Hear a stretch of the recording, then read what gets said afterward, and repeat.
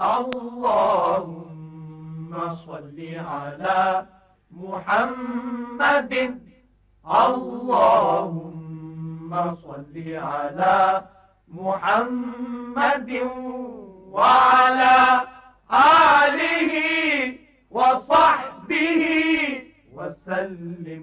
وعلیکم السلام رحمۃ اللہ وبرکاتہ۔ اگر کوئی زندگی میں تقسیم کرتا ہے تو وہ اپنے مال کا مالک ہے، جسے جتنا چاہے دے، مگر اولاد کے حق میں عدل کرنا یہ واجب ہوتا ہے، یعنی کہ سبھی اولاد کو برابر دے، چاہے بیٹا ہے چاہے بیٹی ہے۔ ہاں، اگر کسی کو کسی سے زیادہ دیتا ہے تو پھر دیکھا جائے گا اس کی وجہ کیا ہے۔ اگر بیٹے کو اس لیے زیادہ دیتا ہے کہ وہ شادی شدہ ہے، بال بچے والا ہے، اور بیٹی کو اس لیے کم دیتا ہے کہ بیٹی شادی شدہ ہے، اپنے گھر میں خوش ہے، وہ لوگ مطلب امیر ہیں، تو تھوڑا بھی دے دیا تو گزارا اچھا ہو جائے گا اس کا۔ تو یوں اگر ترکیب ہے تو پھر تو کوئی مسئلہ نہیں ہے۔ اور اگر وہ وراثت والا قانون ذہن میں ہے تو اب یہ جہالت کی وجہ سے اس طرح کر رہا ہے، گناہگار ہوگا۔ اس کو بتایا جائے کہ زندگی میں اگر دیتے ہیں تو پھر برابر دیتے ہیں۔ اور اگر تیسری صورت ہو، یعنی کہ اس کی نیت یہ ہے کہ میرے مرنے کے بعد پتہ نہیں بھائی اس کو حق دیں گے کہ نہیں دیں گے،